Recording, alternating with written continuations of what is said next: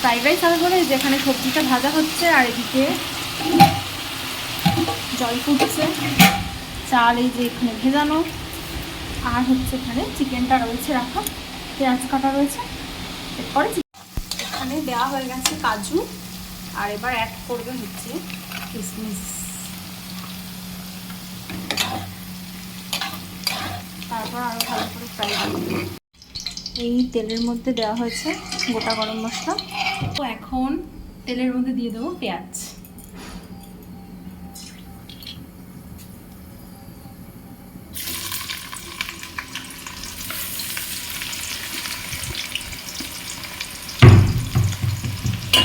পুরো পেঁয়াজটা ভালো করে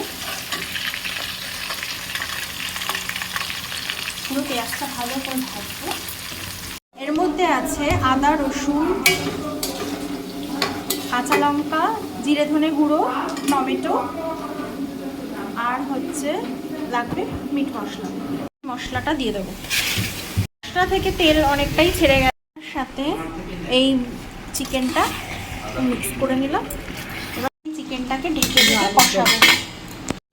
চিকেনটা সিমে কষাচ্ছি, ভালোভাবে তেল ছাড়ছে, আরও কষবে। এই মিট মশলাটা পুরোপুরি দিয়ে দেবো।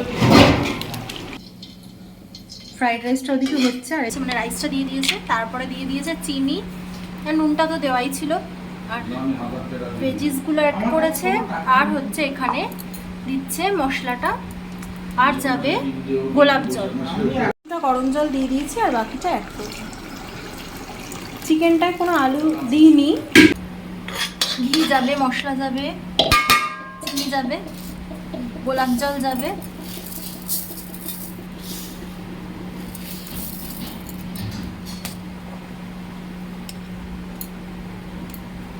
এটা ভালো করে সিদ্ধ হয়ে এলে তারপরে লাস্টে যাবে গরম মশলা।